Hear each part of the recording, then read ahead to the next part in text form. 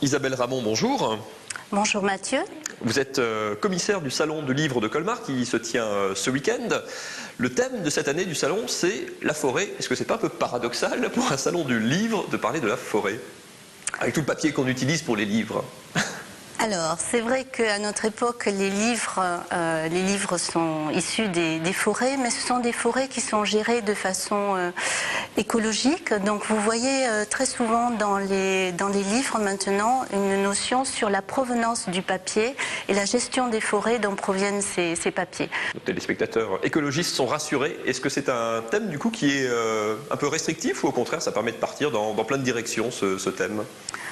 Alors, c'est un magnifique thème au niveau de l'imaginaire, la forêt, parce qu'il est tout à fait ambivalent. C'est à la fois la forêt effrayante, la forêt sombre, noire, et c'est aussi la forêt comme lieu de ressourcement, de méditation, de prendre un peu de recul par rapport à l'agitation. Il y a un gros plateau, une fois de plus, à Colmar. On peut citer du côté des auteurs en vrac, il y a des régionaux, il y a des nationaux, Fred Vargas, Irène Frein, Daniel Picouli notamment, Enki Bilal. Il y a beaucoup d'auteurs jeunes aussi. C'est un bon cru, enfin ça s'annonce comme un bon cru ce salon 2011. Alors je dirais que c'est un cru magnifiquement capiteux cette année, extrêmement diversifié, avec, vous l'avez cité, Fred Vargas, mais aussi Pierre Pelot, qui est le président d'honneur de notre manifestation. Pierre Pelot, c'est le Vosgien, c'est le défenseur de la forêt.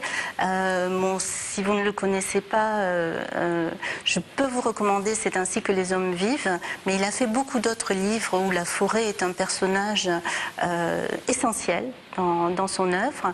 Donc je disais Fred Vargas, qu'on ne présente plus en France, l'auteur de romans policiers, mais qui utilise souvent les peurs et les mythes, et où la forêt a une présence peut-être pas toujours centrale, mais comme contexte d'un imaginaire. Qu'est-ce que vos visiteurs viennent chercher sur un salon? Les auteurs, les dédicaces, c'est la partie, on va dire, visible de l'iceberg. Qu'est-ce que le public vient chercher, trouver sur un salon comme le vôtre?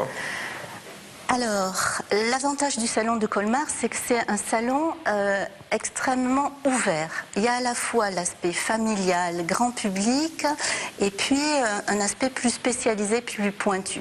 Il y a aussi beaucoup d'animations pour les enfants, des contes, des marionnettes. Tout est gratuit. C'est vraiment le plaisir de la découverte. Il y a donc 50 auteurs jeunesse qui sont présents, et presque tous interviennent en rencontres scolaires, donc encore une fois de la maternelle au lycée, et c'est ces rencontres qui font souvent le déclic pour un enfant, qui vont le faire rentrer dans l'univers d'un auteur, parce qu'il voit que c'est un personnage qui cherche, qui travaille, qui a des idées, qui a des images dans la tête, et qui va de façon, j'allais dire, presque artisanale, arriver à les restituer. Merci Isabelle Ramon.